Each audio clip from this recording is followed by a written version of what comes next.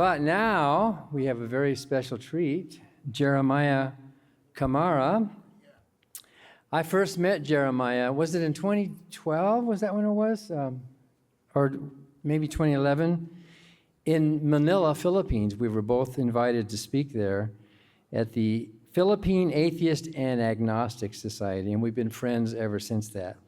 Soon after, Jeremiah Camara wrote and directed his first documentary film called Contradiction, A Question of Faith, which screened here at one of our FFRF conventions. Then he directed and produced Holy Hierarchy, The Religious Roots of Racism in America, which also screened at an FFRF conference. Both of those documentaries are available on Amazon, so be sure to check them out. These documentaries follow Jeremiah's very popular YouTube series, which is called Slave Sermons, and a book that he wrote called The New Doubting Thomas, The Bible, Black Folks, and Blind Belief. These books and documentaries are done in Jeremiah's spare time, let me put that in quotes, as he also runs several businesses in Atlanta. On top of that, he and his wife, Granada Higgins, lend their time and expertise to FFRF's executive board. And yesterday we had a long but important board meeting for the Freedom from Religion Foundation, in which they contributed. Jeremiah is finishing up a new documentary. This one is called The Age of Appeasement, and he's going to give us a little bit of a sneak preview of what that is all about tonight. So please welcome the multi-talented Jeremiah Camara. Thanks, Dan.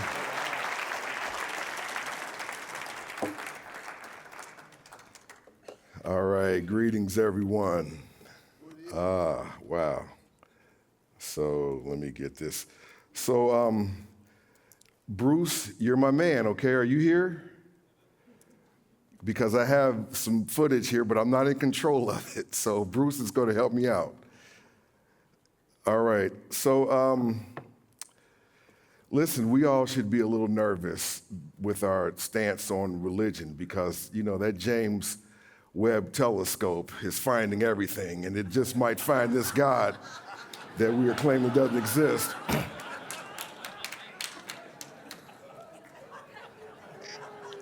I hope not, but there's a possibility with this thing. The title of this talk is the same, of course, as my upcoming documentary, which I hope to have ready in March of next year. It's called The Age of Appeasement. They say that change is the only constant in the universe. First of all, I hope that whoever has seen me talk before, I just hope you guys can appreciate me, you know, having the discipline to stay in one spot right here, because I'm usually not like that.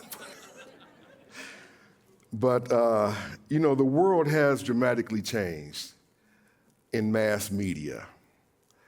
And movies, commercials, marketing ads of all kind have dramatically changed in terms of the inclusion of African Americans in all areas of mass media that we can imagine. It's now estimated that blacks make up 90% of all the commercials. So if you guys watch television, you've seen it. You can't ignore it. You've seen it. I know you have. How is, you know, this is interesting because how is that possible when blacks are 12% of the population, but are 90% of the commercials?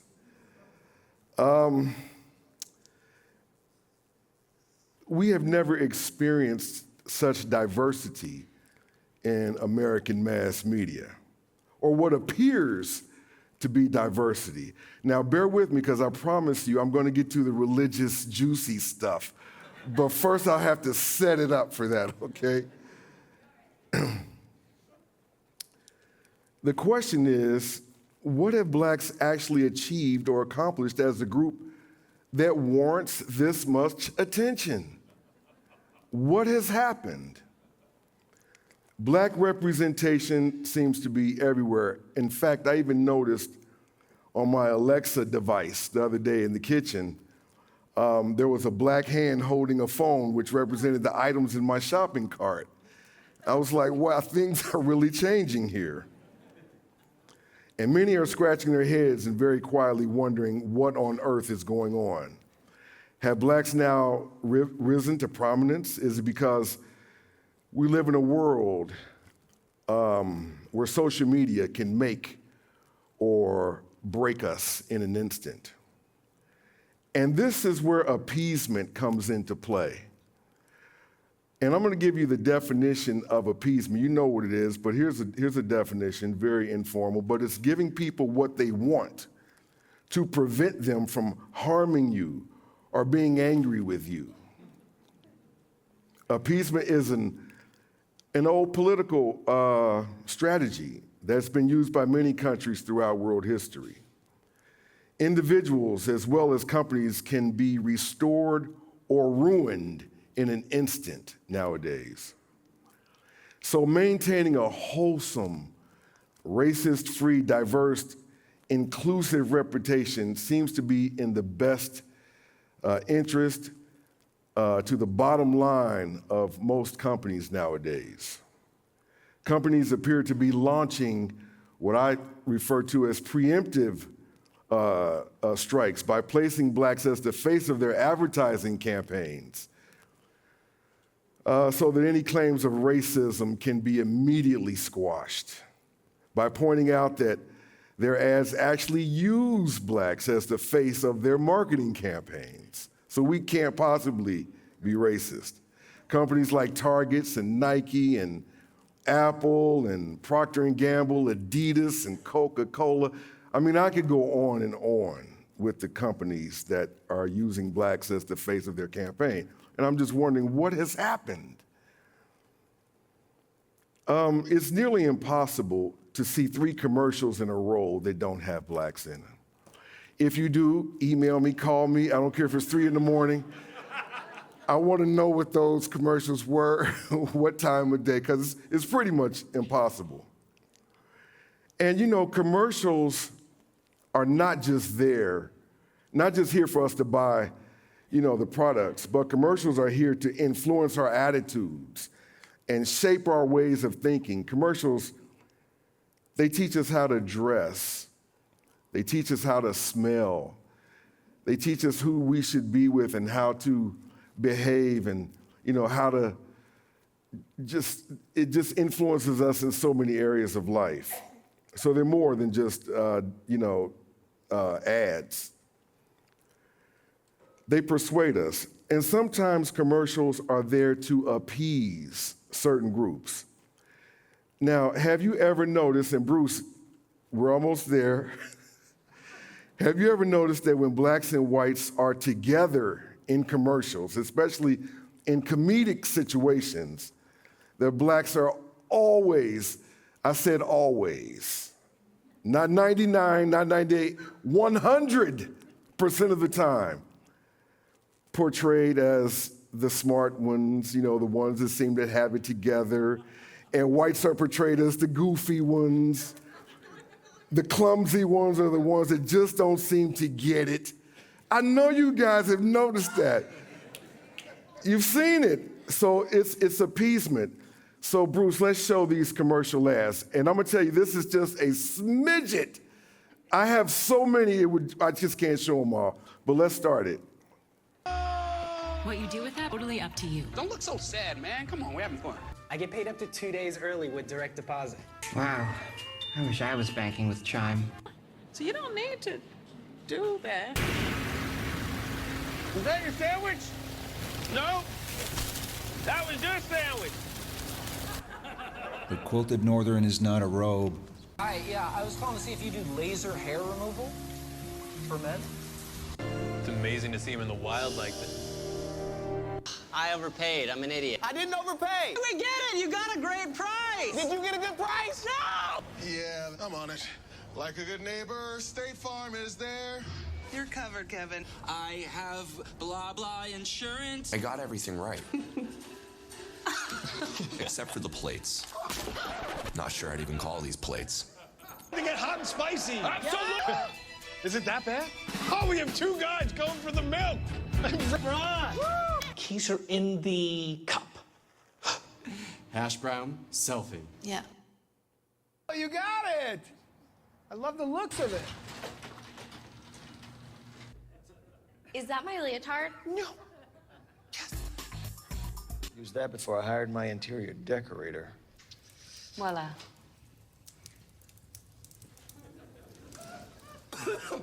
It's just a coffee. Yeah, right. Ah, this is painful. I bet. The winner is. It's not you. Drop off Tuesday? Today is Tuesday. Today's Tuesday? They're flat rate shipping. Exactly.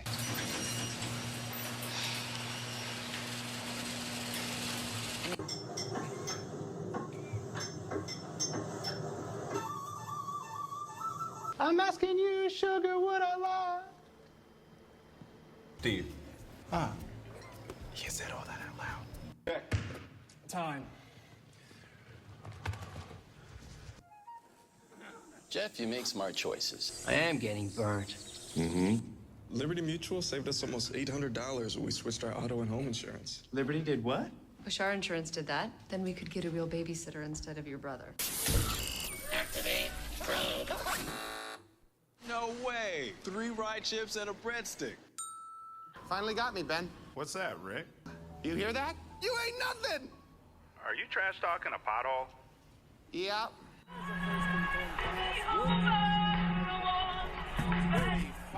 Second B helmet with protective netting. Everything I ever wanted? And the spelling bee medal you lost in 2nd grade because you couldn't spell soliloquy. Investment opportunity will not last long. I shouldn't say this, but I can get to you. Okay, cut.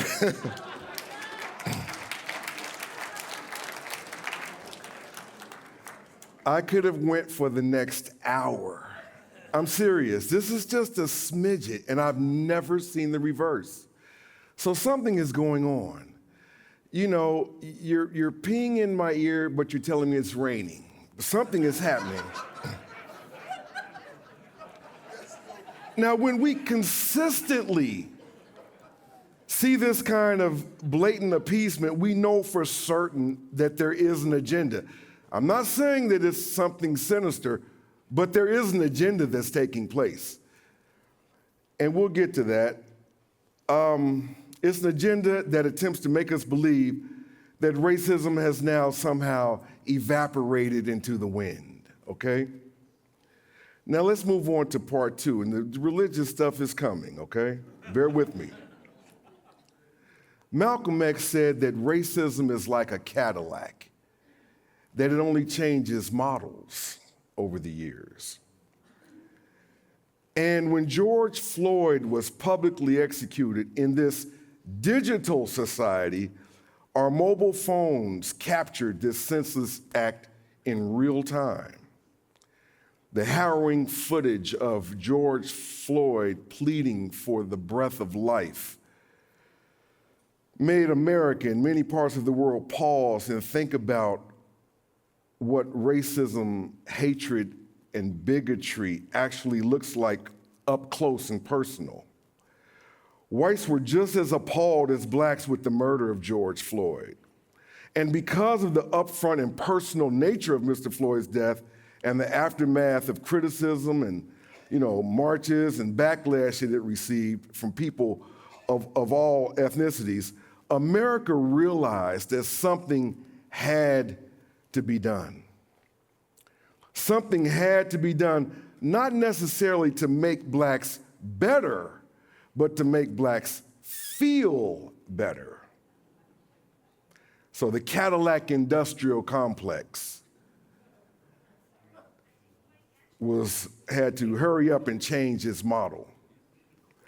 So the media began to bend over backwards to make black people feel better about living in a society replete with racism.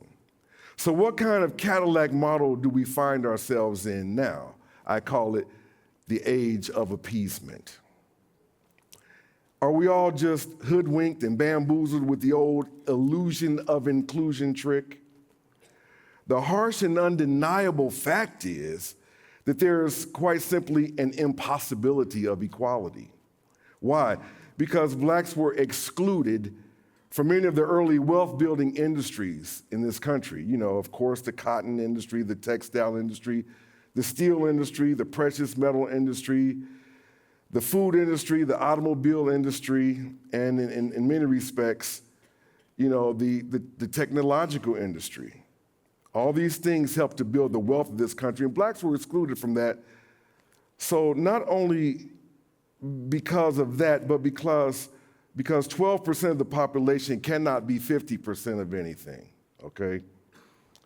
So that's why this overrepresentation kind of has me looking at an agenda that's going on. The math just doesn't allow this to happen. But where else would we expect blacks to be in terms of collective economic wealth? No competition chooses to come in last place or to hover around the bottom rungs of society. Although African Americans are being vastly overrepresented in mass media in terms of the sheer numbers, blacks are light years from so-called equality, justice, and economic independence.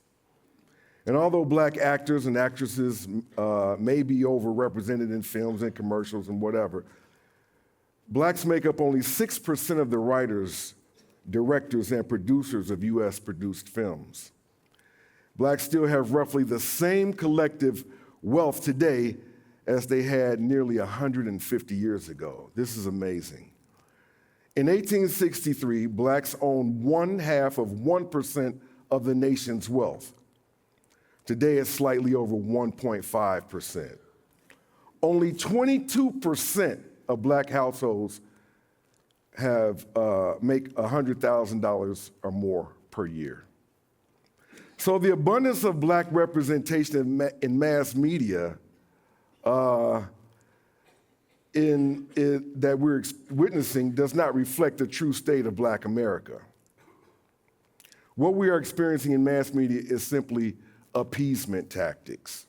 Again, giving people what they want to prevent them from harming you or being angry with you. Appeasement in mass media may be designed for blacks to complain less and stay quiet while the economic dominance goes on as usual. We'll give you the illusion that you are part of all of this, that you're doing well. Black net worth is $24,000 per household. White net worth is $189,000 per household. There's an $11 trillion racial gap in wealth. 1 out of every 5 black families have a negative net worth. So what am I saying? I'm saying that there is no amount of appeasement that can make a difference if there's so much economic disparity. Now here comes the juicy religious stuff that ties into all of this. The stuff that will prove that America has only changed its model of its Cadillac.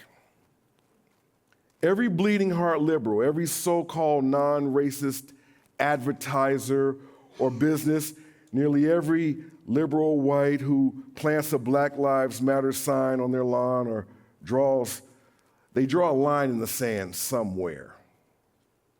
No matter how much one may stand against racism, most will have a line somewhere that they draw. And there is one area in society where there will be no inclusion whatsoever, despite what you see in commercials and in films. There is one area where whites will continue to rule exclusively. Many humanists, atheists, agnostic, or free-thinking groups are very proud of their inclusive stances, and they should be. They tend to stand against racism, sexism, etc. People that attend anti-religious conferences like FFRF and many others are predominantly white. But one common reason why so many drop religion and become free thinkers is because they are dead set against the violence that characterizes this God of the Bible. But throughout history, it seems that violence has kept our stomachs full. If it weren't for the violence projected upon Africans during the colonization period and the violence of American chattel enslavement, whites would not have many of the privileges that they've enjoyed for centuries. Where would this country actually be without violence? Where would great cities like Miami or Las Vegas be without violence? Is that the line I'm speaking of? Nah, absolutely not.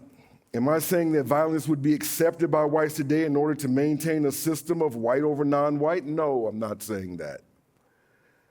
So what exactly is this line that most liberal whites tend to draw in order to keep at least the psychological supremacy over blacks? It's the line of white biblical iconography in mass media and in public places. No one, not even our secular groups, are saying a word about it. It's so normal that it's not even noticed. You know, every place that I speak, I just stop at Walgreens or Walmart or CVS or wherever. It doesn't take effort. And I'll just grab a book off the shelf and I'll come and it'll have a white Jesus, a white Moses, white bibliography. It's not hard. Do you know that I only went to CVS? I got here Thursday and I walked up to CVS after our dinner. I could not find anything in Madison. So thank you, Madison, so far. And I know Madison has one of the largest non-believing demographics in this country, so I couldn't find it. I'm sure it's out. I didn't go to Walmart, but I'm going. But there are just too many films. I have on my phone at least 100 films that just somewhere in the film shows white iconography, whether it be Moses or Jesus or whatever. And we just take it for granted. We don't even notice it. But no matter how so-called diverse the media wants us to believe things are, they draw a line when it comes to diversity in all things biblically related. On Hulu, we can find films and series like the Gospel of Mark, the Gospel of John, the Gospel of Luke, the Gospel of Matthew, and you guessed it, you won't find any inclusion of blacks in any of these films. There have been countless of biblical films, and I mean countless. I list a lot of them in my second documentary, Holy Hierarchy, The Religious Roots of Racism in America. Netflix, Hulu, Amazon Prime, and all the other networks that have biblical films all project Jesus, his disciples, and all the other men of the Bible, their friends and all their families, etc., as white. And no one says a word about it, not even blacks. Do we really understand the devastating psychology of all of this? When we subject blacks and other non-whites to biblical images that reflect an ethnicity different than their own, we inherently do a psychological disservice to that individual. Last weekend, I spent the entire weekend with Dr. Vivek Palavalli. He's one of the top brain surgeons in this country. So I have that on my resume that I actually spent a weekend with a brain surgeon, okay? I thought Dan Barker was smart, you know, until I got with Dr. Palavalli. And he's going to be in the film because I needed a brain surgeon. And I waited for years. My wife has seen me get books, and I'm trying to you know, understand the prefrontal, ventral, lateral visual cortex. And then when we were in Sarnia last month in Canada, I ran into Dr. Vivek. He was familiar with my work, and I spent the weekend with Dr. Vivek. And he's going to say a lot in this film about the brain's role and how blacks accept this white Jesus and they don't say a word. Something has to be going on with the brain. That day that Psychology 101 took place. There were a lot of blacks that just skipped school on that day. The non-white often perceives this depiction as authentic and subconsciously perceives themselves as subordinate and sometimes even as inferior. So much of what we believe as individuals starts with the imagery of what we've been exposed to. Imagery is much, much more powerful than the written word. When non-whites see images of a Jesus and other white biblical imagery, the brain concludes that God must be white. And can you show, Bruce, you may have to skip over that and get to the part where the hospital footage. Can you show that? My wife had a hospital visit in Atlanta. I didn't say Boise, Idaho. I said Atlanta. So it's after this segment, and you'll see it anyway. We walked in there in 2017 or 2018, and as soon as you walk in the door, we're right in the heart of Atlanta. Before that, I think it is. I think it's before that. But you'll see it has the two triangles for video on there. But anyway, I'll keep talking. And this is right in the heart of Atlanta. Like, we weren't far from Buckhead. If you know where Atlanta, Buckhead is in the middle of Atlanta. And we walked in there and it was just saturated with white biblical imagery. That is very insulting. It really is. And I hope that we can appreciate the psychology of that.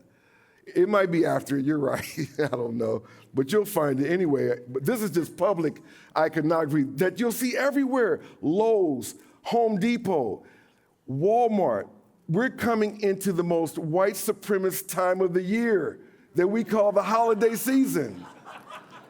This is the most white, because you will see white nativity displays everywhere. And there was a white nativity display in my neighborhood in Atlanta, and I sent the guy a letter, and I was like, look, man, you have, 40, 45.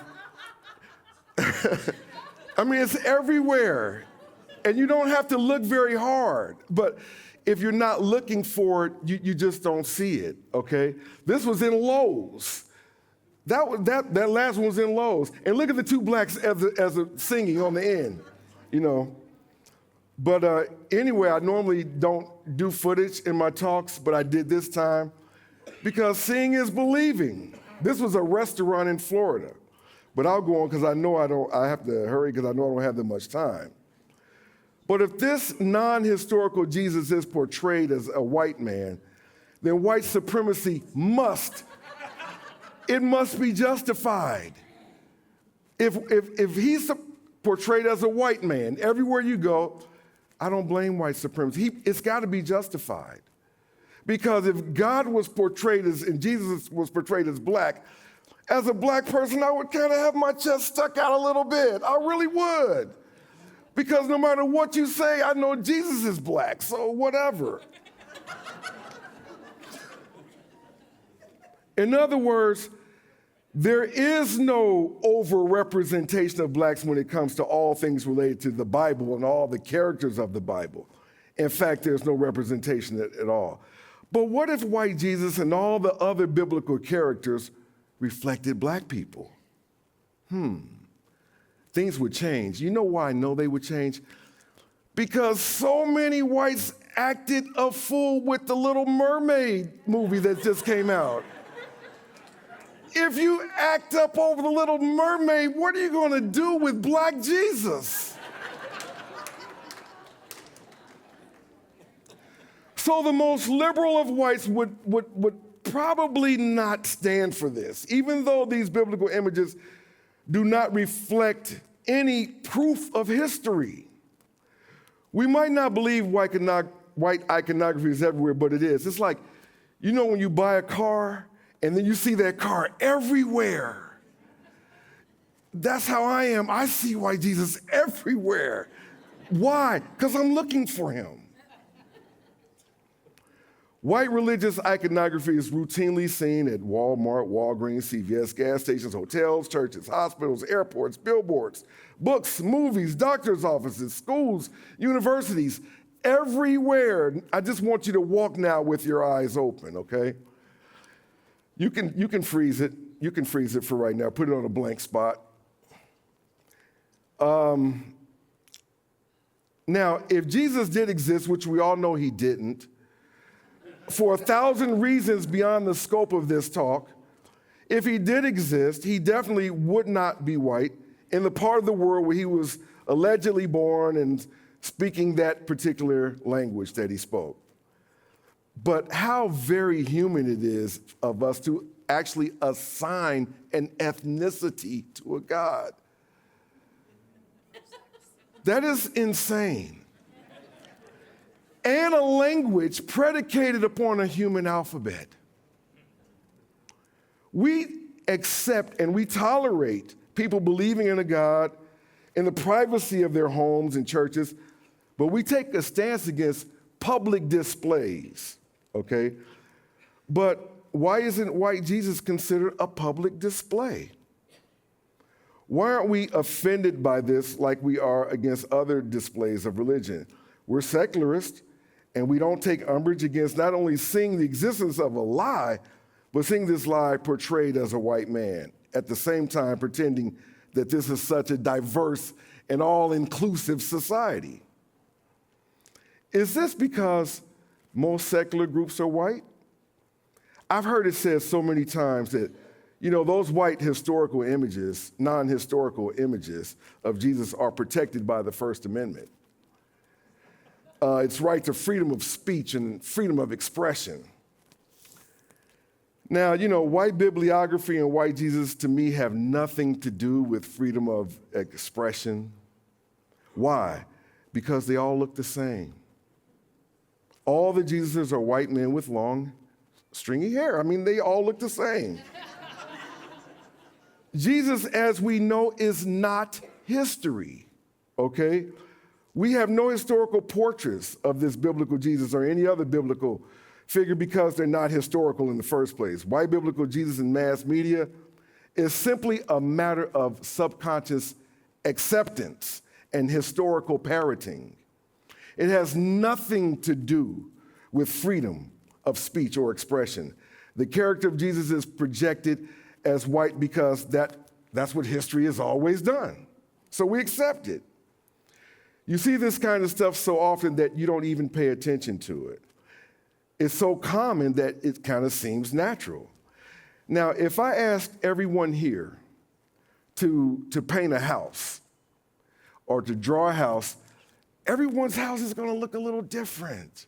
Or if I say, paint a landscape, your landscape is going to look a little different. But if I say, draw a picture of Jesus, they're going to look pretty much the same. Okay. Now, in order to change the law, I've been told that we must prove that damage has been done. I mean, there are thousands of black churches that have white Jesus as fans. And white Jesus stained into their glass windows.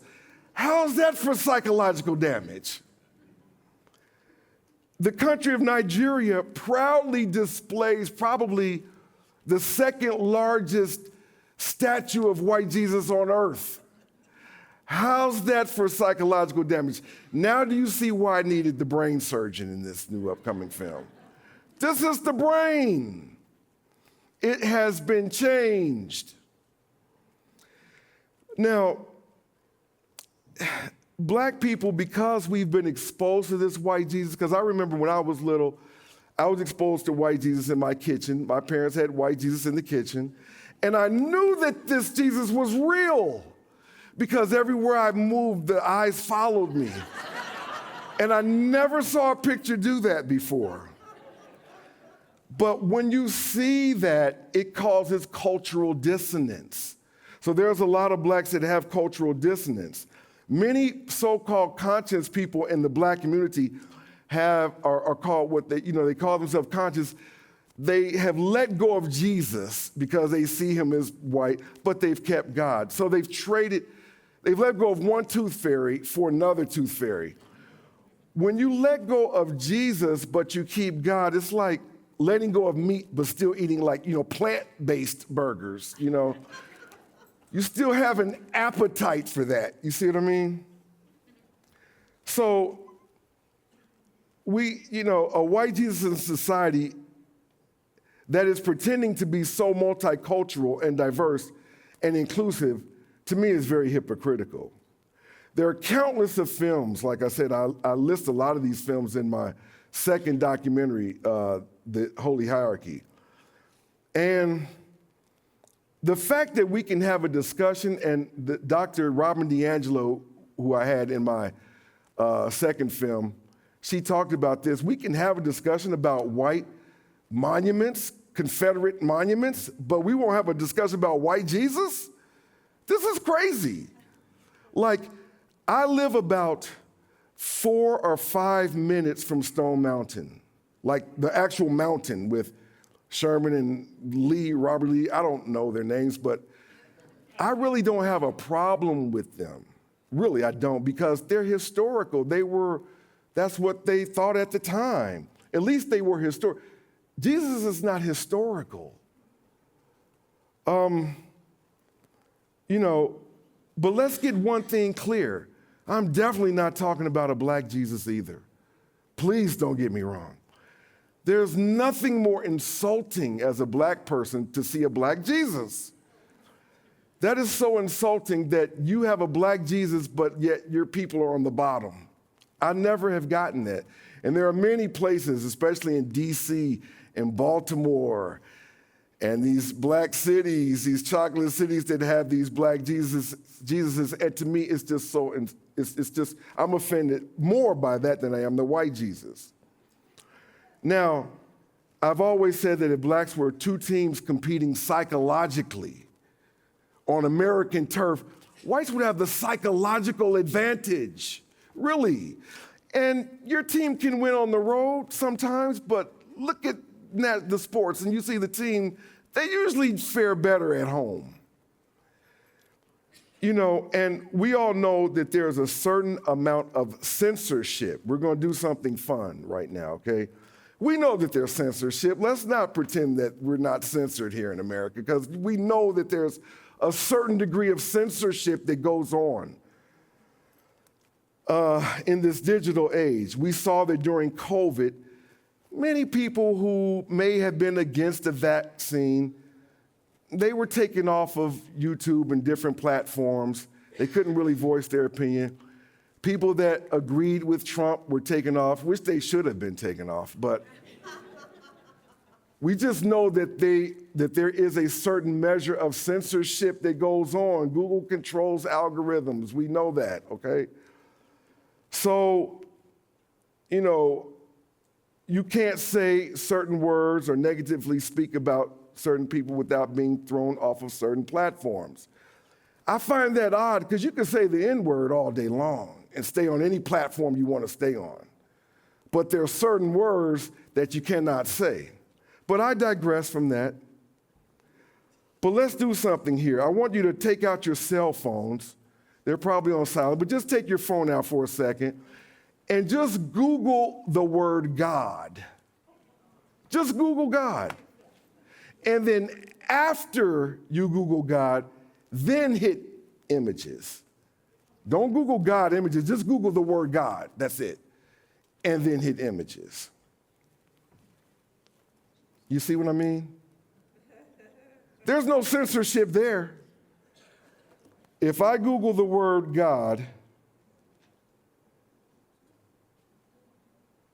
I just Google God, of course you can't see it, and then I hit search, and then I hit images, it's just all white men.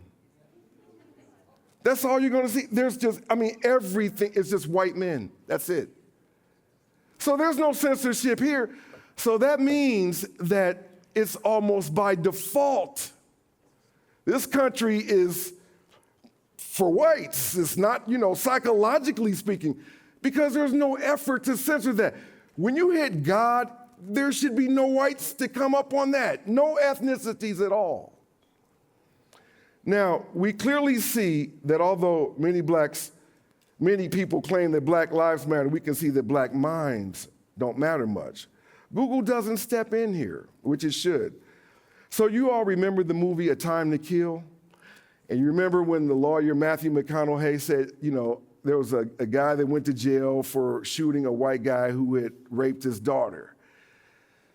And they were gonna just put him in jail, just throw away the key and put him in jail. And his lawyer, the Black guy's lawyer, said, I'll tell you what if she was white? Close your eyes and imagine her white. And the jury paused and they looked and they wind up setting Samuel Jackson, who played that role, setting the man free. And I can understand, I always thought there was a very powerful scene in a movie. So I want you to close your eyes and imagine that all the Jesuses that you see in Baylor and Holy Cross and Notre Dame and all the Catholic schools that you've ever attended and all the billboards and that book that's in your dentist and doctor's office that you see. Imagine all the movies, your 10 Commandments and Passion of the Christ. Imagine all of them. Imagine them to be a Black Jesus. Whoa. You see how you would feel? You wouldn't accept that. And that's the way I feel. And that's the way many Black people feel. And that's the way many white people feel. But not nearly enough. So that's where the most bleeding heart liberal or even all-inclusive secularist would draw the line. I would love to see this biblical iconography, in public places become illegal in this country. And I know that's far-fetched, but I like far-fetched things. I would like to see Walmart discontinue, because if you go in Walmart around this holiday season, you're going to see candles, you're going to see nativity scenes, you're going to see all kind of white bibliography. Why? In a world that is claiming to be so diverse. So you can't trick me with these commercials because my eyes are wide open and I see the games that are being played and I realize this is just a new model Cadillac. Now, there may never be Black economic equality. It may never happen. But we certainly can draw attention to the fact that white biblical iconography creates a thin line between believing in a supreme being and believing in a supreme human being. The implications of white Jesuses and white biblical iconography are enormous. It speaks directly to white supremacy. The question is not whether whites believe they're superior. The question is, how could they not think that way? You know how the dollar used to be backed by gold, and that gave the dollar its value. The dollar could stand proud because it was backed by gold. Something has to back the belief that you're better or that you're superior. You have to have something backing you, something to make you think that way or to believe that way.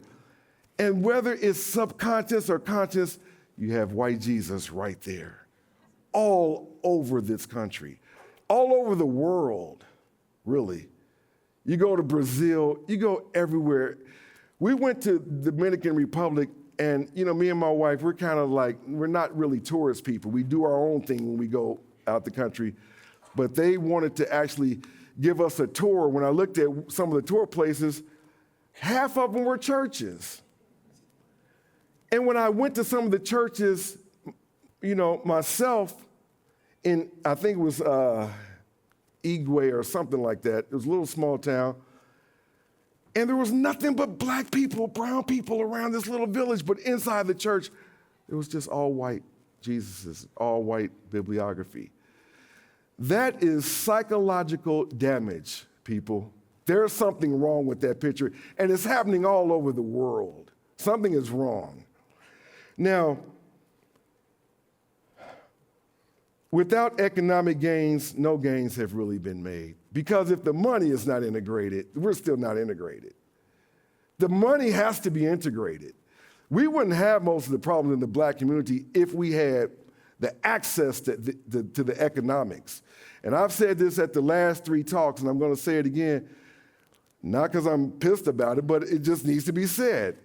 Me and my wife went to the bank back in, I think, 2019 or something like that, to get $30,000. We just wanted, because we were fixing up rental property. And we didn't get $30,000, and we own commercial property outright. We own residential outright. We couldn't even get it. And that is the case with many blacks. So redlining is still going on. Now, without the psychological gains, especially when it pertains to so-called, this so-called God, no gains have really been made either. When you combine these 2 things, no gains have been made. It's just the illusion that these gains have been made.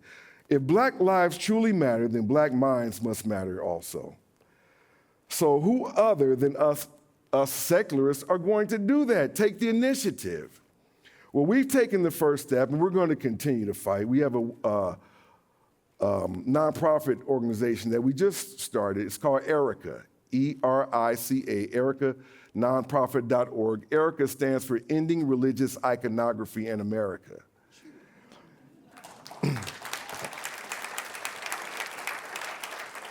So please visit, and let's find out if we're really sincere about changing racism, or if this age of appeasement is really just a new model Cadillac. I thank you guys. I appreciate it.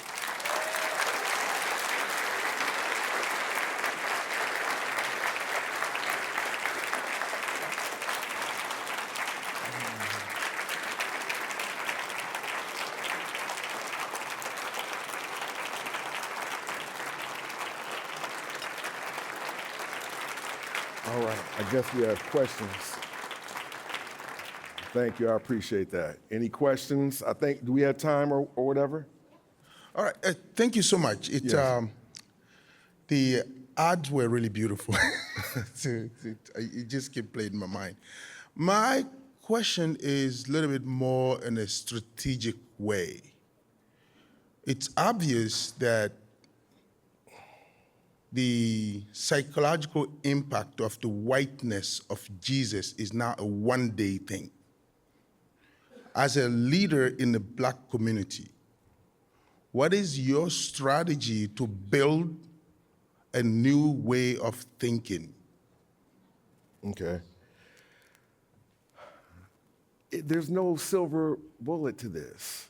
It really isn't. It is going to take, like everything else, education.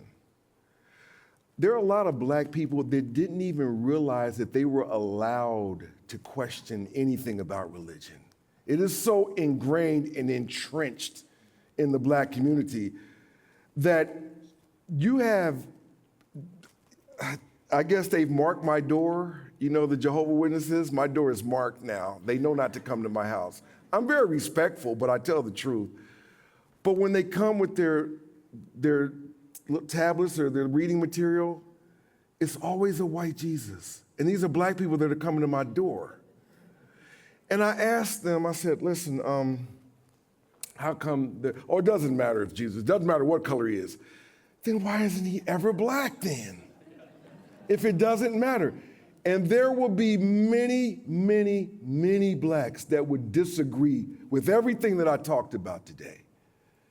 Blacks would disagree with, I wouldn't say most, but a lot, believe me. And they would say, hey, it doesn't matter, it's about the salvation and all of this crap. But that, again, they were absent on the day that, psychology class was taken. But it takes education. I hope this film, I had been praying to white Jesus, because if there was a Jesus, I would pray to the white one. I wouldn't pray to that black Jesus, because that black Jesus has us on the bottom, so I definitely would pray to the white Jesus. So I prayed to that white Jesus that I would find a brain surgeon. And lo and behold, I found a brain surgeon. And I know it was the white Jesus that did that. So the last thing to add to your data, As much as you say there is a big Jesus in Nigeria, Yeah. the largest Catholic church is in the Ivory Coast. Oh, wow. It's bigger than the Vatican, but it's the same design. Wow. Just 10 times bigger when people have nothing to eat. So add that to it. Thank you. Well, how's that for psychology? You see, and I'm very, I didn't have Dr. Vivek Palavali's footage here, but you're going to really see what this does psychologically. Your brain can change over generations. So when you come from enslavement and fear and beatings and conditions that were indescribable, how do we know for sure that it wasn't passed down generationally? I never got the memo, the telegram, the email, the text that said, you guys are okay psychologically now. I never got that. So we're still feeling the reverberations of that time. Thank you. Your talk got me interested. Would you respect the Muslim religion more with no images?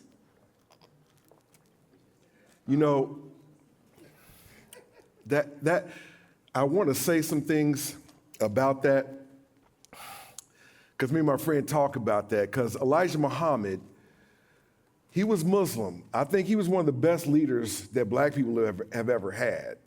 Elijah Muhammad. I really do, and he was Muslim. I do respect the fact that they do not have the iconography that you can just look at and pull from, okay? But